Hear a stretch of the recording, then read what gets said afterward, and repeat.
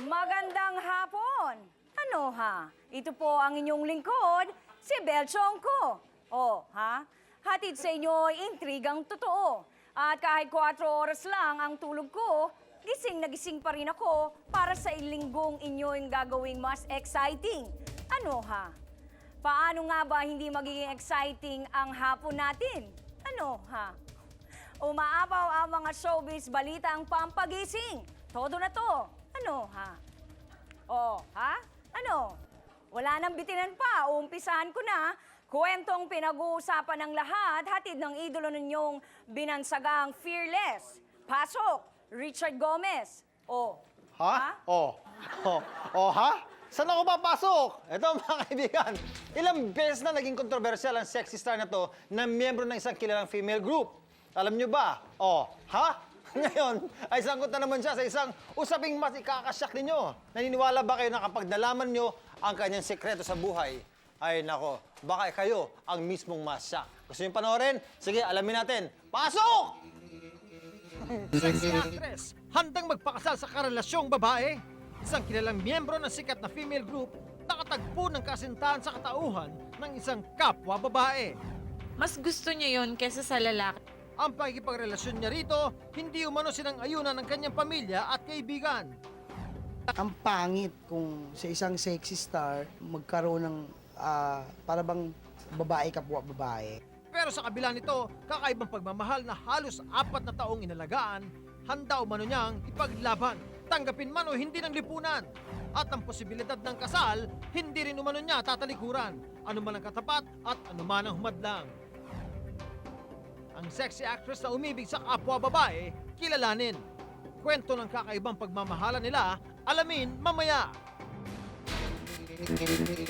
This is so unbecoming. Ano ha? Sa tingin nyo ba naman patatalo ang expert sa pagpapatawa? Kwentong 2-in-1 na pang-aliw at pampagana. Heto na, pasok, Joey Marquez. Go! Ha, ho!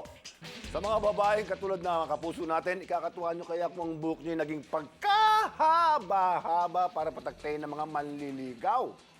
Hindi kaya nahihirapang pumili lalo na kapag ang tingin mo ay meron ka ng dalawang nakikitang parehong pasado sa puso mo. Si Aramina, pagkaganda-ganda. Dahil ganyan ang problema niya.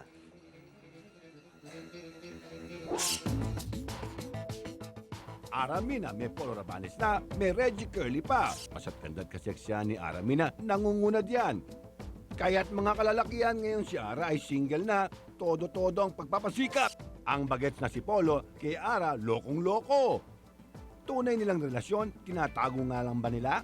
At ang bagong Reggie Curly ang Barako Boys, kay Ara patay na patay din daw. Bagay namang hindi naman tinatanggi ng binata. Wala namang masama kung crush ko siya, di ba? Dalaga naman siya, binata naman ako. Aba, ang hair ni Ara, ang aba-aba talaga. Si Reggie o si Polo, para kay Ara, sino nga ba ang mas pasado? Ngayon, magkakaalaman na! Abangan! Si Ara, problema ang sobrang ganda pero itong kinakatuwa ng model actor na kapatid ni Anjo at Jomari Iliana, mabigat ang dinadala. Chubibo, hiluin mo kami. Paikot. Una natin siyang nakilala sa isang commercial na isang sikat na inumin. At sa kasalukuyan, gumaganap siyang bilang si Balgog, isa sa mga kalaban sa love story adventure series ng Sugo. Siya si Ryan Iliana, ang nakakabatang kapatid ni Anjo at Jomari. Ngayon kung ikukumpara siya sa mga kuya, kapansin-pansin ang kakaiba ng pangangatawan niya. Dahil ito si Ryan, tumitimbang ng 260 pounds at 50 inches ang waistline. Ngayong hapon, isang malaking pagbabagong naganap kay Ryan at ang kasabay nito, ang bunso ng mga Iliana may susubukang patunayan. Sa kabila ng kanyang malaking pangangatawan at mabigat na timbang, ang kanyang mga kapatid na si Anjo at Jomari, magawa niya kayang tapatan? Ang malaking pagbabagong magaganap kay Ryan Iliana, inyo nang masasaksihan mamaya kasama ng buong tropa ng Showbiz Haller. Abangan!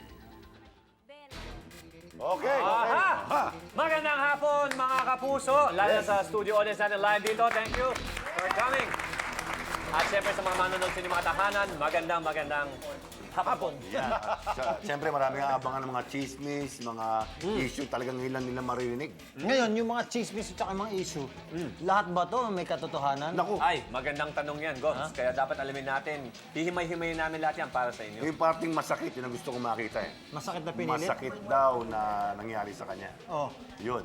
Pinilit eh. Pinilit eh. Oh, yun daw ang sabi ha. Oo. Mahirap yan. Tapos si Pia, wala dito. Ay, nako, nagbabakasyon. Hindi, actually, nagtatrabaho siya kasama ng Trabaho tropa ng Itbulaga sa Estados Unidos. Pero siyempre, 2 linggo na rin natin siyang nakasama, kaya papakilala muli namin Yes. ang walang kasing sexy. Yes. Ang napaka-unbecoming ang suot. Yes. Ang walang lens ang salamin. Yan. Ruto May Quinto, palapakita natin. Ako po si Bel Chongko. Ano ha? Oh, Belchong. Aloha. Aloha.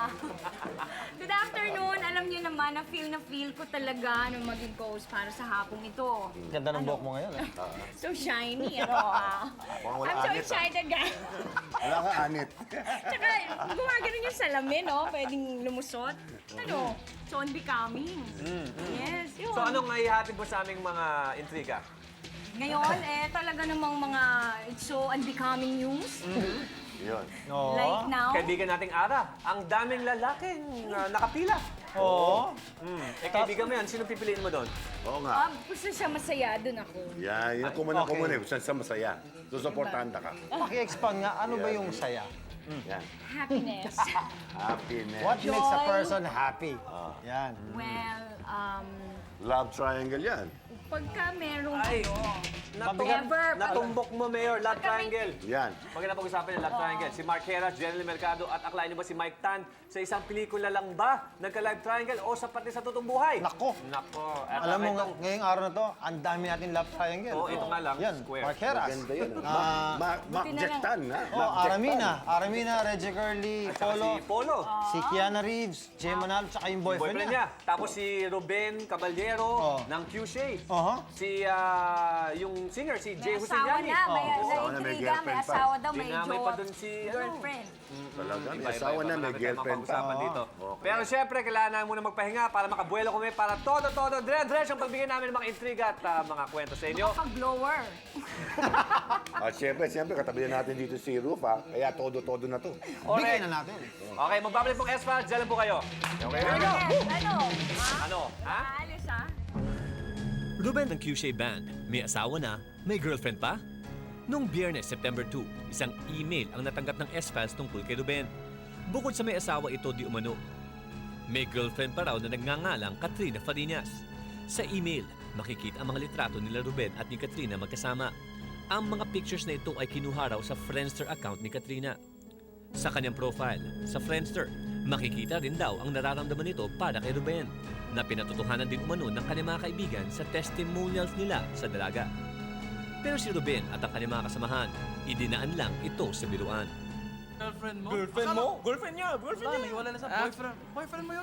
Actually, ano lang ako eh. Babae po ako!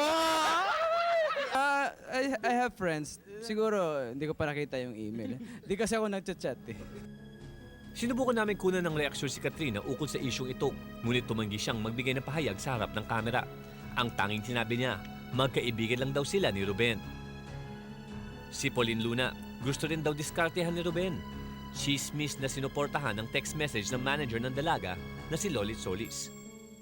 Si Ruben, hindi siya naliligaw or whatsoever. Si Ruben is a really good friend of mine. Sobrang tropa ko yan. Si Pauline, balitang crush din daw ng co-band member ni Ruben na si Jay Hustiniani. Diyos ko!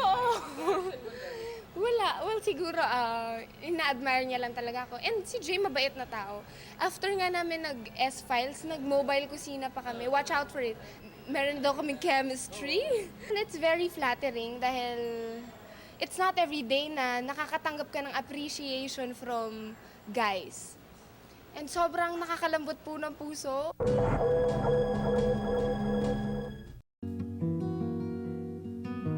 Mark Heras at Mike Tan magkaribal kay Jeneline Mercado. Isang love triangle ang di umanong umuusbong ngayon kina Mark Heras, Jeneline Mercado at Mike Tan. Hindi lang sa harap ng kamera, kundi pati na rin sa totoong buhay. Si Mike, Balita na lalapit na raw ng gusto kay Jeneline simula nang gawin nila ang romantic comedy movie na Love Struck. At ang posibilidad ni Mike na manligaw kay Jeneline hindi raw malabong mangyari. Possibility. Si Jen yan, ayan, siyempre maganda, mabait. Siyempre, hindi natin masasabi, lalaki ako, pwede akong ma-fall. Parang walang rason para hindi ka ma-fall sa isang babaeng ganun eh. Komportable na rin ako sa kanya makipagtrabaho, tapos magaling siya. Tapos kapag wala, kapag hindi on-cam, kulitan, tapos minsan naglalaro, parehas kami. Minsan, share ng secrets, ganun. Ang namumuong closeness sila Mike at Jeneline umabot na raw sa puntong si Mike ng lalaking pinaghihingaan ni Jen ng problema, lalo na raw tungkol sa away-bati sa relasyon ng dalaga kay Mark. Once lang ako nakapagsabi sa kanya, nung todo talagang na... Kasi kami magkasama nun, out of town. So, may problema ako. So, nakapagsabi talaga ako sa kanya. Tapos yun, nagbigay naman siya ng advice. Bukod sa tiwalang ibinibigay ngayon ni Jen kay Mike, aminado rin ang dalagang bilib siya sa pagka-gentleman ng binata. Alam mo yun, pag alam niya na hindi ko kayang gawin, kunyari maglalakad sa bato-batong ganyan, o matata. Siyempre, alalayan ka niya. Yun nga sinasabi ko, napaka-gentleman niya talaga. Tama lang, parang gentleman lang, ganun. Kung ano yung dapat kong gawin bilang lalaki, yun yung ginagawa ko sa kanya. Ayon pa kay Mike, hindi raw dapat bigyan na masyadong kulay ang closeness nila ngayon ni Jen. Ni Jen, may limitations, syempre, kasi, di ba, andyan, may boyfriend, ganun. So, alam ko yung limitations ko. Kumbaga, yung tama lang, kaibigan. Pero sa isyong ito, si Mark Heras di mapigil lang hindi mag-react. Paano kaya kung si Mike ligawan si Jeneline? Hindi ko alam. Pag hindi niya na-entertain, wala ka di mag-react. Pero pag na-entertain niya, pwede ako mag-react. Pag may mga develop na nakakasama, ibang usapan na yan. If ever na, kunyari, sabi natin, maghiwalay kami in real life ni Jen, tapos maging sila, maybe. Maybe hindi lang galit, away. Away. Sa ngayon, wala naman siguro maglalakas ng loob na manligaw kay Jen. Love triangle na Mark, Jeneline, Mike. Nagsimula sa pelikula, hahantong nga ba sa totohanan na Mahal ko siya sobra, pero mahal niya yung guy, hindi ako. Wala akong magagawa kundi tumahimik sa isang tabi kasi hindi ko sila pwedeng guluhin eh. May mahal siyang iba, maganda yung relasyon nila, maganda yung nila. Mahal ko siya, hindi ako pwedeng makialam. Iisipin ko yung kasiyahan niya. Ano sinasabing malabo, di ba? Pero hindi ako nag-iisip. Hindi ako nag-iisip na pwedeng gawin ni Mike yan, di ba? Mark? Ano bang maaari mong gawin kung sakaling mawala si Jeneline at siya mapunta kay Mike? Wala po. Ha? Masaya mo magre-react ka. Ganyan. Hindi, syempre, saan ba nagsimula yung issue na yun? Actually, hindi ko alam eh. Na-ambush lang ako dun eh. Pero kung, ayun nga, yung issue about dun sa triangle, is wala pa talaga akong alam. Talaga? Wala pa. Mike, ipaalam mo nga sa amin, ano bang meron? Wala rin po. Ha? Nagtatrabaho lang po. Talaga? Oh, so Jeneline, ikaw, kumusta yung relationship nyo ni Mike at saka ni Mark? Ni Mike, friends, magkakaibigan kaming lahat. Final 8. Yung batch 1, final 4, batch 2, final 4. Lahat kami magkakaibigan. So, wala namang Talaga? And kay Mark naman. Pang pelikula lang, ha? Talagang showbiz ang Apo. tanong, ha? Apo. Talagang pang movie lang po ito. Opo. No? Sa ganda at kaseksihan, Aramina at kaliwat kanan ang manliligaw. Si Ara, mula nang maghiwalay sila ni Jo Mary Iliana, pinatakti ng mga manliligaw na nagkakalakas ng loob na sabing type siya. Unang-una na si Polo Rabales na masugid daw na panunuyok kay Ara. May balita nga sila na pero wala pa rin umaamin sa kanila. Eto pa, si Reggie Curly ng Barako Boys, patay na patay din daw sa ganda at kaseksihan ni Ara. Naku, ang tanong, type naman kaya ng taong bayan kung sakasakaling si Ara hindi kay Polo o kay Mr. Barako mapunta? Tingnan natin kung sino mas bagay kay Aramina. Si Polo Rabales ba o si Reggie Curly? Mga kaibigan, sino mas bagay? Polo Rabales o Reggie Curly? Mas ikaw si Aramina. Bibigyan mo ba ng tsansa si Polo Rabales na nanliligaw sa kanya? Siyempre. Bakit? Gwapo na, mabait pa. Si Reggie Curly, bibigyan mo ba ng chance din? Siyempre, gwapo na sa kamusta. Sino mas gwapo? Si Polo o si Reggie? Reggie. Palagay ko mas gwapo si Polo, magaling pa artist. Bakit sila mas bagay ni Aramina? Si Polo talagang mukhang mabait eh. Mabait siya. Mas mabait naman si Reggie. Ayun. Diba? Kaya mas bagay kay Ara si Reggie. Katawan mo ha. Kasi mas bagay kayo. Mas malaking katawan mo. Mas matangkad siya. Kaya ikaw ang bagay. Nakukuha sa laki ng katawan, sa ugali. Ano ba, meron si Polo na wala si Reggie? Si Reggie, baguhan pa lang. Okay. Binila, mas tututuhanin daw ni Polo si Ara kaysa si Reggie. Naniniwala ka ba doon? Bakit? Bakit? Si Reggie, baguhan lang pero napakalaki ng potential. Yo, at saka barako siya. Yes. Ikaw, nagsalita ka. Aba, ang mga taong bayan nakapili na. Pero si Ara, sagutin na kaya kung sino sa dalawa ang type niya? Si Reggie, matapos umaming type siya, at sa unang pagkakataon, magkakaharap na. Si Polo, ano naman kayang reaksyon tungkol dito? Isang tagpong tiyak kasabik-sabik, kakilig-kilig. Aramina at Reggie Curly, live dito sa S-Files. Nako mga kaibigan, ang babaeng pinag-aagawan ngayon. Pagkahaba-haba ng kanyang buhok, mga kaibigan. Ika nga, mine na sana. Ara, Mina, Ara. Hello, pinaputol ko na nga eh. Pero mahaba pa rin, sobrang haba. Ano ba yun? Akala ko naman, ang laki-laki. Hindi, kasi alam mo, kung sino man ang kinaingitan ngayon ng mga kababayan, ikaw yun, dahil pinag-aagawan ka ng dalawang napakagandang lalaki. Ganon, Aba, hindi ito pa ang maganda rito, Ara. Narinig mo naman siguro yung BTR ni Reggie na crush ka daw niya. Hindi Anong pakiramdam mo doon? Hindi ko napanood eh. Parang Papunta ako natin yung dito eh. sinasabi yun eh. Ganon. Ano pakiramdam ng isang babaeng may crush sa kanya, isang lalaking macho na barako pa? Wala. Parang syempre, normal lang. natural lang naman yun na flattered ka, na maraming nagkakagusto sa'yo. So, di ba? Hindi naman kailangan na... depende. Pero alam mo, galing ka sa isang ilog na niluha mo. Kaya nag-iilog dahil sa luha mo eh, di ba? Si Aramina ba, si best friend eh, handa na ulit umibig pa? Well, yan ang tatanungin natin kasi bagay na bagay yan sa mga songs na ginagawa ko ngayon. Oo. Balita ko nga, meron kang bagong album ngayon, ha? Oo, pero secret pa eh. Secret. Oo. Balita ko rin, isa sa mga kanta doon, yung kinanta ng kaibigan ko. Totoo ba yan? Hindi, pinagdidesisyonan pa namin kasi sinasuggest ng producers ko na what if kung i-revive? Kasi maganda naman daw yung meaning ng song. Pwede. Pero mabalik tayo naman kay Reggie. Ano ba yun? Si Reggie, talagang lantaran sinasabi niyang crush na crush ka niya. Ibig sabihin, nanligaw na ba sa'yo si Reggie? Hindi! Nakakausap mo ba siya? Nagte-text pero hindi naman kami talaga lumalabas. Nagkasama kami one time sa magpakailanman. Yun yung first time. Naimbita ka ba niya lumabas or mag-gimmicks ng konti? Hindi. Hindi. Si Polo, kamusta? Okay lang. Nagkikita naman kami madalas. Nagkasama rin kayo sa isang Nakakalaro show ba? ko siyang, hindi. Nakakalaro ko siyang mag-badminton. Yun, tapos, minsan nag-invite siya kumain sa labas, kumakain ako sa labas with him. Yun. Pero, nanligaw na ba sa'yo si Polo? Ewan. Hindi mo alam kasi ano yung papaniligaw, ano? Kasi minsan parang pagkikipagkaibigan Hindi, lang. mas gusto ko yung di ba, mas maganda yung mag-start na kayo as friendship, di ba? Friendship muna. Oo, kesa yung ligawan, parang, ewan ko. Pero mabalik tayo dun Ikaw sa... ba naniligaw ka ba? Di ba, kinakaibigan mo muna, di ba? Hindi, nililigawan ko muna tapos kaibigan. Ganon? Hindi, biro lang. Pero, ano kaya ang pakiramdam kung alam mo yung isang lalaking dead na dead sa'yo? Tapos bigla mong makatabi. Ha? Okay lang sa'yo? Ganon? Okay lang kaya kasi.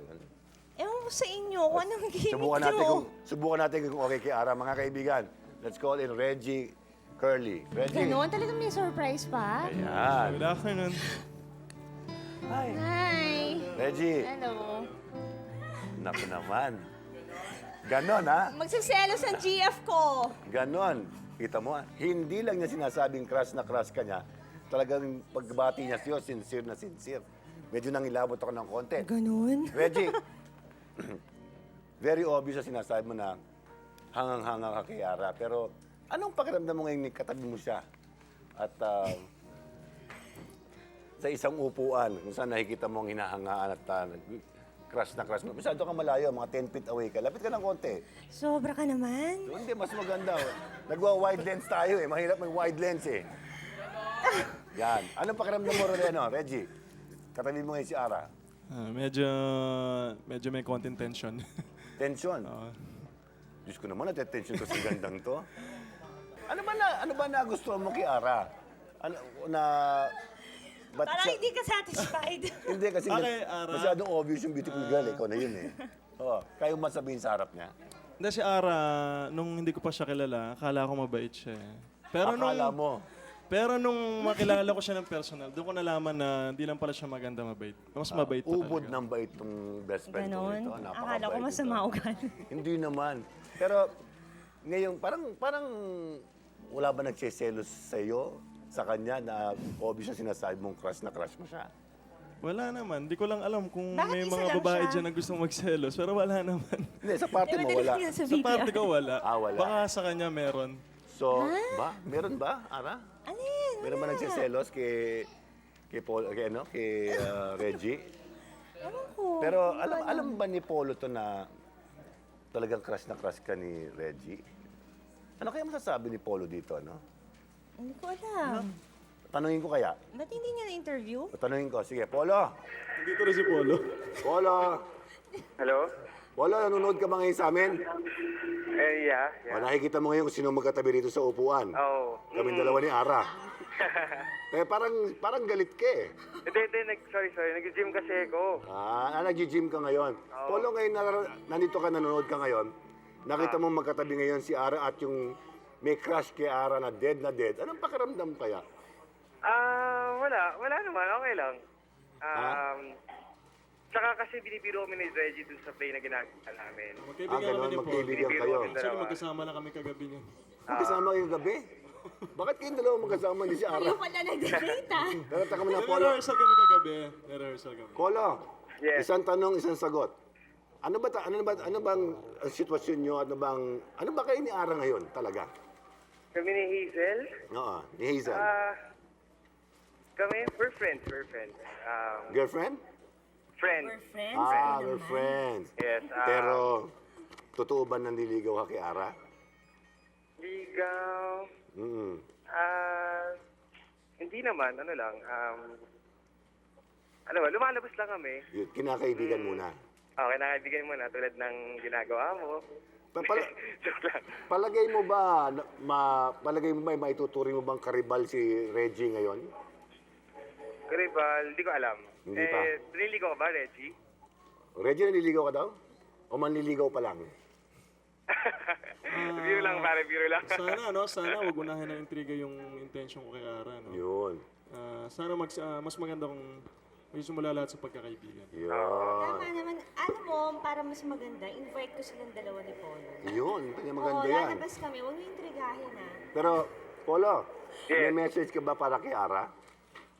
Hazel, wala kasi, naman kami, constant naman kami na nagte-text. So, wala naman. Badminton tayo ulit. Yan, Sama niyo ako, Good. Sama daw sila. Ako ba? Alam namin, pagod na pagod ka ngayon. Kasalukuyan, nagpapalaki ka pa ng katawan. Maraming salamat, Polo. Jed Madela at Riza Navales, kapwa Pinoy, mga Grand Champion ng World Championship of Performing Arts na ginanap kamakailan sa Hollywood, California. Si Riza, nagwagi overall female vocals World Champion. Samantalang si Jed ay itinanghal ng Grand Champion for Performing Arts. Bukod pa rito, nanalo rin ang dalawa bilang overall duet group vocals World Champion. Dalawang baguang kailan lang nagsimula pero kaagad nakipag-uwi ng malaking karangalan para sa bansa. Isang dating band member na tinutulan man ng pamilya ang mga pagkahilig niya sa musika. Hindi sumuko at pinaglaban pa rin ang kanyang pangarap. Isang laki naman sa hirap, umasa sa mamamagitan ng talento ng pagkanta, maiaangat ang kalagayan ng kanyang pamilya at mabigyan ng malaking pagbabago ang kanyang pagkatao. Sina Jed at Riza, mga world-class Pinoy singers. Ngayong hapon, higit pa niyong makikilala live dito sa S-Files. Okay mga kapuso, ang tinanghal na Grand Champion sa World Championship of Performing Arts sa Hollywood, California. Please welcome Jed Madela at Riza Navales. Riza, congratulations sa'yo. Jed, congratulations. Thank you very much. Can you tell us, ano bang opportunity, ano yung nagbigay sa inyo ng opportunity para makasali dito sa World Championship of Performing Arts? We have this friend who really believes in us, si Miss Ida Henares. And she just invited us. She met some people sa US. And actually, they wanted na sana mag-put up pa ng contest dito Okay. for the Team Philippines. Pero masyadong close na and very very expensive. So Miss Henares just chose us to represent. So the how country. did GMA Kapuso help you in this competition? It was Miss Ida Henares. Nakipag-coordinate siya sa Artist Center. Alright. Nakipag-coordinate siya sa Tapos sa sabi niya, President. kayo na yung Sa- padadala, gano'n? Oo. Through email lang, di ba? Alright. Everything was through email. Ang dami yung pinagdaanan na hirap doon, no? Oo nga, masyadong Gano'ng katagal yung preparation intention. ninyo? Well, actually, everything was a group effort kasi medyo close na yung time. Okay. Wala na masyadong time to do workshops, like voice lessons. But like you, Jed, ilang taong ka nagsimulang kumanta? Talagang hilig mo kumanta? Yeah, I've been singing since maliit pa ako. So, after graduation, nagbanda ako kaagad. Nagbanda ka? Yeah. And si Riza? Actually, kumanta ako professionally nung college na. So, yung kapitbahay lang namin na nalaman niya na magaling pala akong kumanta. Talaga? Alam ko marunong ako kumanta, pero not to the extent na yung may boses talaga ako. Oo. And in the World Championship of Performing Arts, you bagged 11 golds, correct? That's right. And then ilang 1 silver. 1 silver, tapos may mga plaque of honors pa kayo. Meron pa kami for overall. Ibig sabihin 11 golds, so ang dami yung sinalihang categories. Bale, 6 categories each kami. Okay. 4 solo categories each and 2 duet. So, lahat ng solo, we got gold and 1 silver for R&B for Riza. Jed, anong gusto mo i-share sa audience? Yung success na nakuha nyo at saka na-experience doon sa World Championship, what do you want to share our audience? Yes, sa mga aspiring singers like us, always dream big. Alam mo yun, like, don't limit yourself. If you know that you have the talent, don't limit yourself to a small area, like a small industry. Kung kaya mo, try your best to dream big and try your best to reach that dream. And all you have to do is just work really hard and of course pray really hard. Kasi katulad ni Riza, alam niya na gusto niyang kumanta, pero hindi niya alam na meron pala siyang isang malaking opportunity na naghihintay. Di ba? Tama. And anong gusto mo i-share sa audience natin? So, kung sa lahat ng mga tao na may talents, pursigihin nyo and magsumikap kayo. And then, also, through prayers din Talaga? will help you a lot. So yung sa championship na yun, sa competition na yun, yung mga ibang bansa, marami silang pinadalang mga competitors. Oo, marami. Grabe. Hindi ba Plane loads talaga, like dalawang eroplano. Like, Hindi ba sila nagtaka na pagdating sa Pilipinas, kayong dalawa lang yun nandun? Yun yung nakakatawa kasi inintroduce lahat ng mga countries. So the countries before sa amin was South Africa at USA. Yung South Africa, they had 250 candidates, like contestants. 250. Yung US, 500 plus. Tapos nung inintroduce yung Pilipinas, 2. Dalawa. So nung inintroduce kami, tawa yung mga tao. Talaga? Nagtawanan sila. Pero doon namin na-prove na strength doesn't lie in numbers. Yeah. Yun, so... It's the power within, no? Yeah. Pang international yung talaga drive, yung drive mo talaga. So Jed, Riza, maraming salamat. You made our country proud. Thank you din. Thank you so Maraming much, salamat and we hope the best for you guys, and we hope for better and brighter future for the two of you. Sexy actress, desididong pakasalan ng karelasyong babae rin, desididong wala na ba talagang atrasan? Panig ng babaeng di umano'y naanakan ikaw Domingo, hindi susuko sa paglalaban, mainit nilang usapin, saan nga ba makakarating? Susunod na, Richard Gutierrez at Dennis Trillo, nag-post ng sexy para sa isang women's magazine. Silipin kung gaano sila kadering. Cherie, hinahunting ni Gwen Garcia dahil sa pang-aagaw ng boyfriend. Ang detalye malalaman na.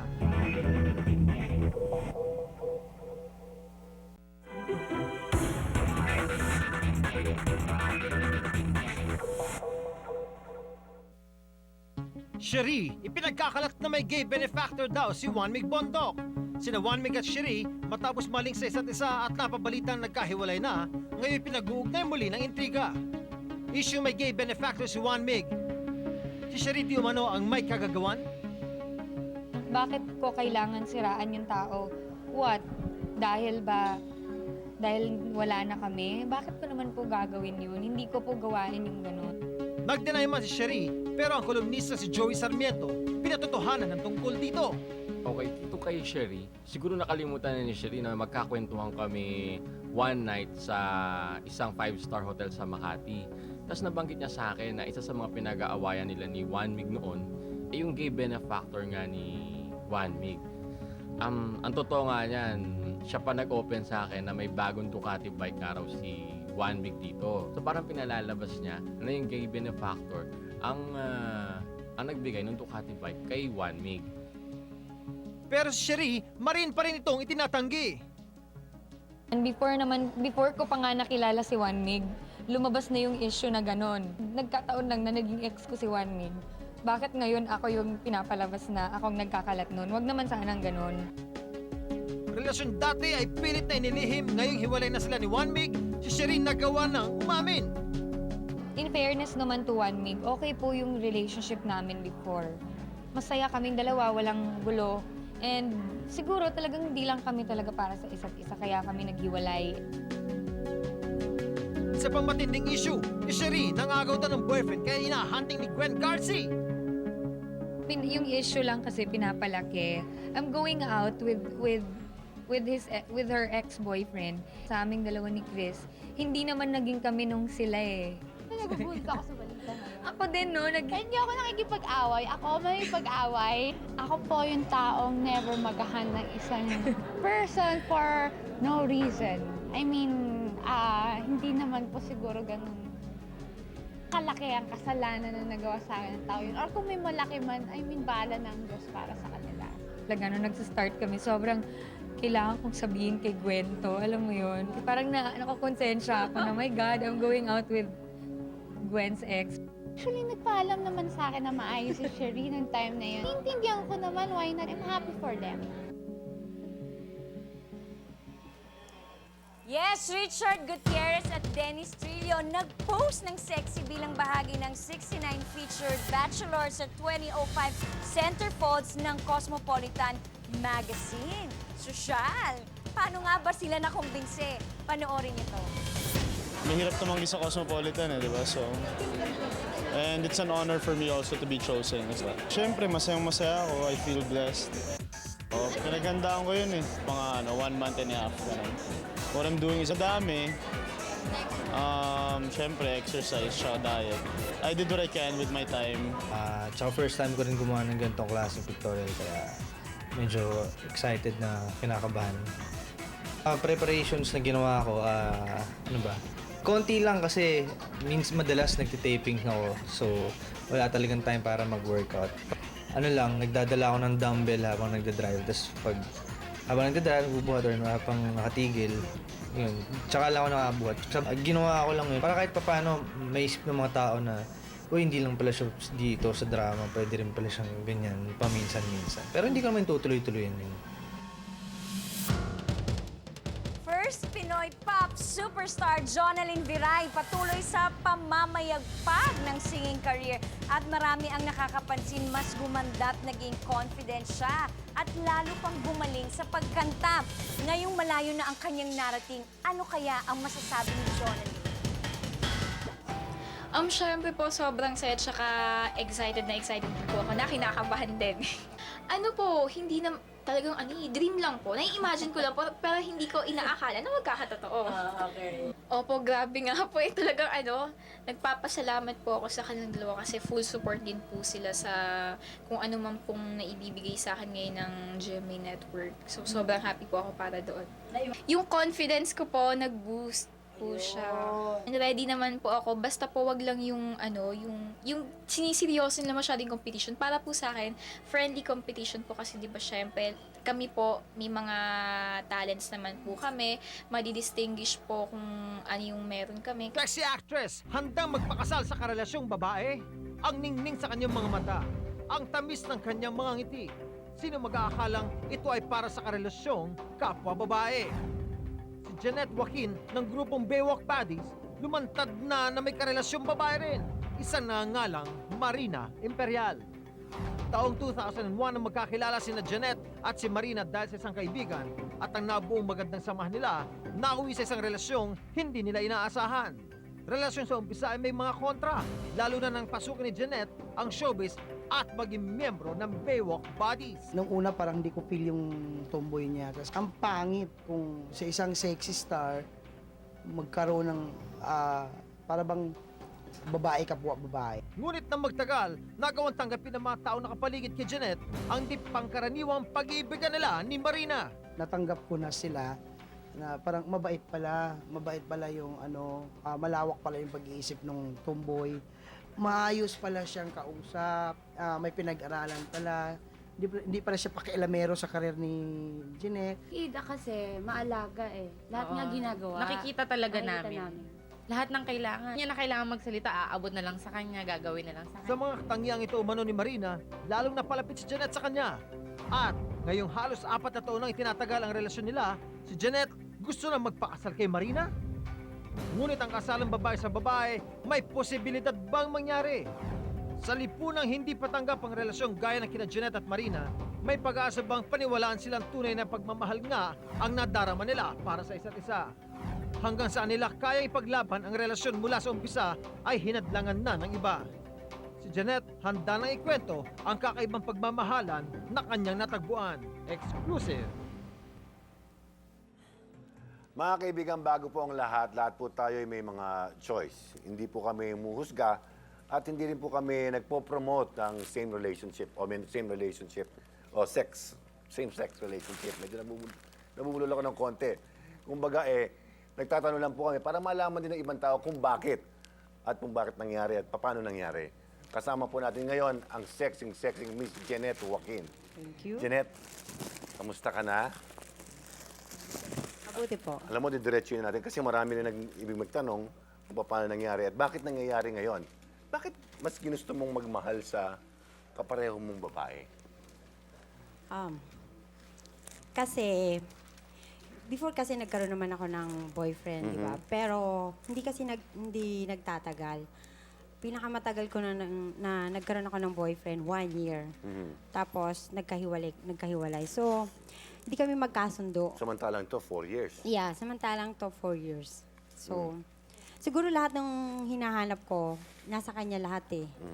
Pag-aasikaso, tsaka, yun, sa showbiz career ko, hindi siya nakikialam. Sabi nga ng manager ko, di ba?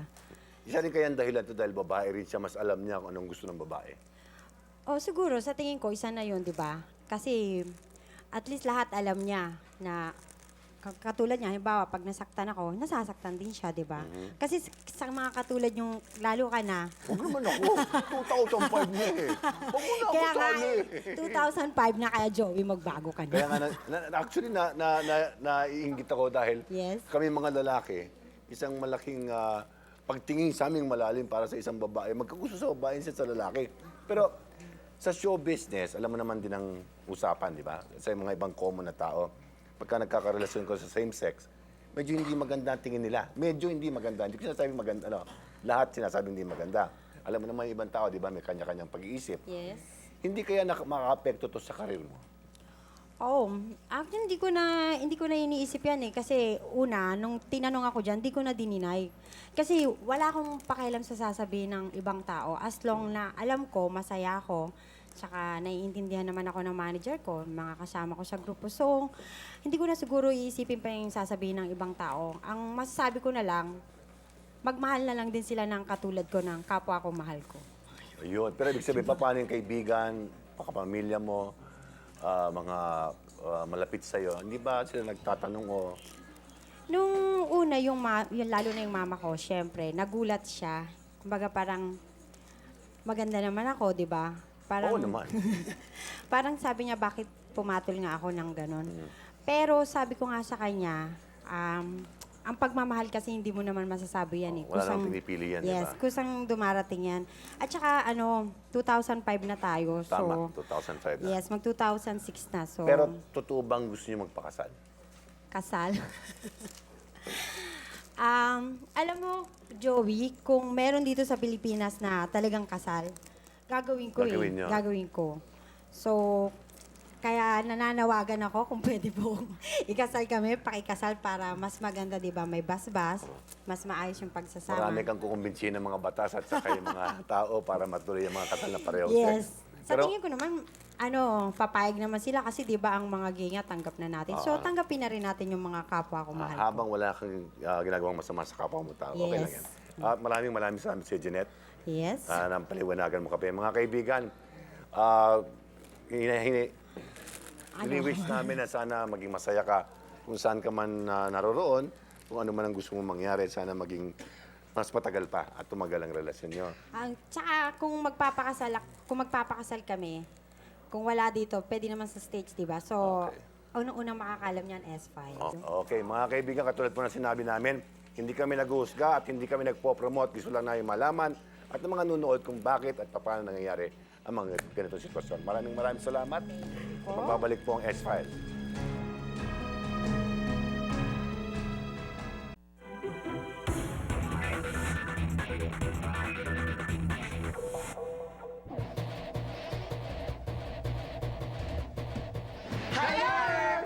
Hi mga ka-Hiler! Excited na naman ako sa mission na gagawin natin ngayon. Siyempre, Icy, kasi meron kaming bagong misyon. At ang masasabi ko sa mission na yan, bigatin talaga dahil si Ryan Iliana ang guest natin ngayon. At ba't namin nasabing bigatin?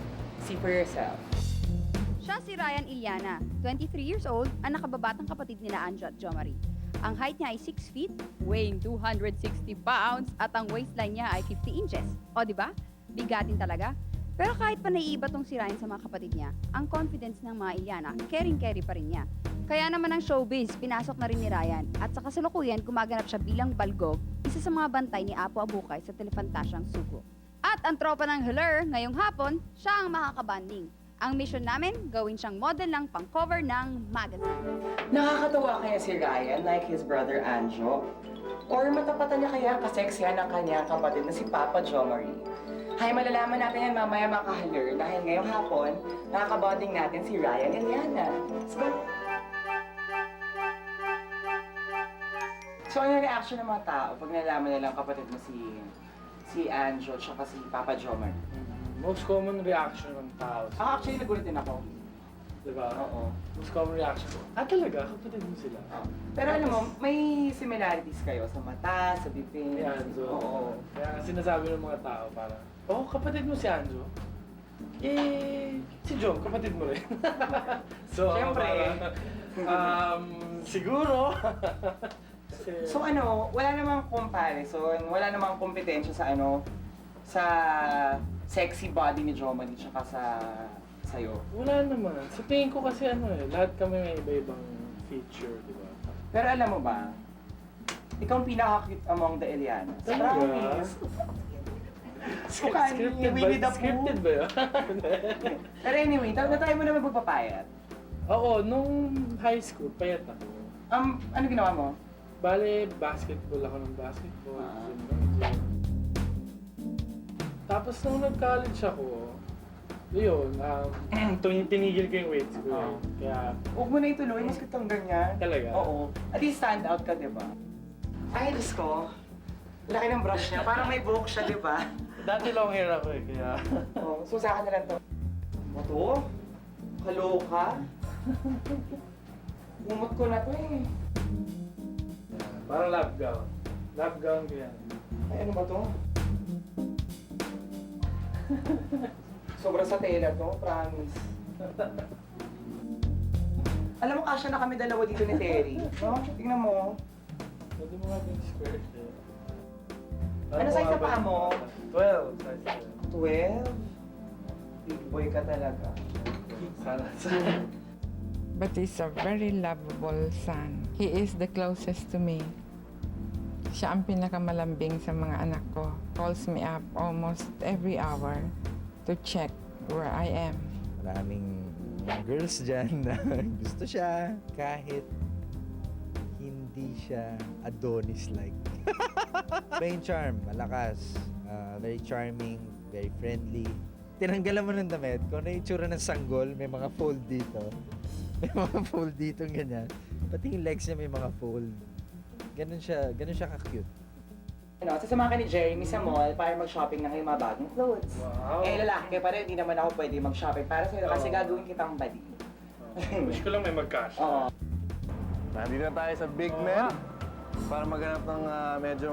Kasi alam mo, masyadong simple ito para sa'yo. Gano'n. Sa gwandang lalaki mo yan, dapat... Tingnan mo naman, gaganda ng mga damit dito. I love you. Big Men, ano tayo? Unang hinahanap kong tindahan Oo ganito. nga. Diba? Ngayon na ako nakakita ng ganito, Yes! Heaven!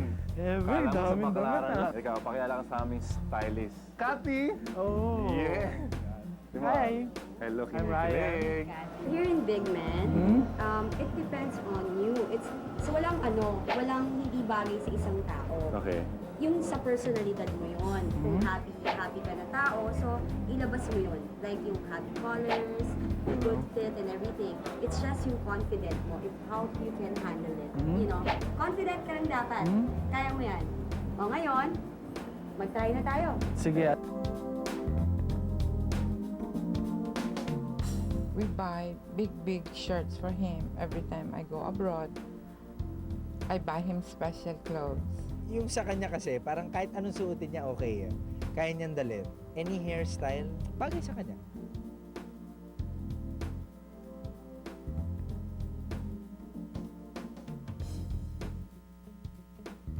Ito na ang feeling, nakagamba ng loob. Comfortable na comfortable. Yes. At very stylish. Ito kaming gagawin para sa'yo. Ano ba yun? Pictorial. Pictorial. Okay, tara. Panibagong Ryan yon.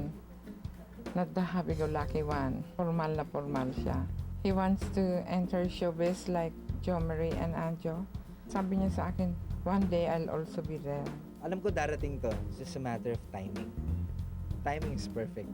Very proud of him. And I just want him to enjoy.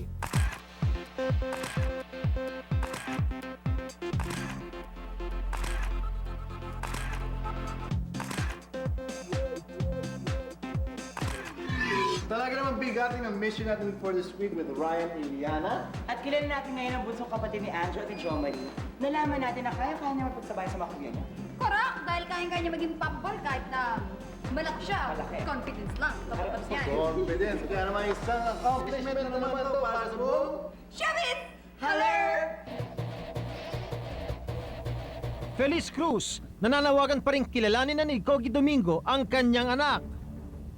Halos buwan na rin ang nakaraan nang lumantad si Feliz Cruz at sinabing ang sanggol na dinadala niya, si Kogi raw ang ama. Pero mula noon hanggang sa mga oras na ito, mariing pinaninindigan ni Kogi na hindi sa kanya ang batang isinilang ni Feliz. At dahil sa uminit na usaping ito, ang kapatid ni Feliz na si Marisa mula sa Amerika ay nagdesisyong umuwi ng Pilipinas para di umano'y makatulong sa pagresolba nito. Nung umuwi ako, I have no intentions to make things worse. My intention is to bring resolution as much as possible in a civil way. Ayoko ng gulo. Ayoko na ng gulo kasi nahihirapan na rin yung sister ko. Isa raw sa mga pakay ni Marisa ang makumbinsi si Kogi na magpa-DNA test. Handa raw ang pamilya na sagutin ang gastos para dito. So, gaano kahirap ba yung buksan mo lang yung bibig mo and let me swab your mouth. Ilagay natin sa envelope, padala natin sa States, Kahit sila na makaalam, kahit sa kanila ipadala resulta, I'm fine with that. Pasensya na nila yun. We can do this behind closed doors. Kahit walang media, kasi hindi naman kami after sa media. Ang hinahabol namin yung karapatan lang ng bata. Sinikap din di umano ni Marisa ang makipagkita at makipag-usap sa kampo ni Kogi hinggil sa mga isyong ito. Unfortunately, until this moment, alam ko malapit na ako umalis, wala pa ako naririnig. I'm still hoping na, they will, keep in touch with me or they'll contact me para alamin lang nila kung anong situation ng bata, kung tignan man lang nila, give the child, yung baby a chance, na, yung right niya, na makilala naman niya yung parent niya, di ba? At para kay Kogi, ang kanilang panawagan, Kogi, maawa ka naman. Isipin mo yung birth certificate ng bata sa hospital nakapending. So, ang hirap nun, di ba, na may makikita ka na kadugo mo hanggang ngayon, may question mark sa existence niya, sa identity niya. Kung ayaw mong bombahin kita, kung ayaw mo lumabas yung bomba, if you wanna be somebody, you have to, you know, you have to tell the truth. Kapag may tinatago ka, you're not gonna get anywhere. Thank you to Ruba May! Pasalamatan natin si Ruba May, thank you, Ruba May.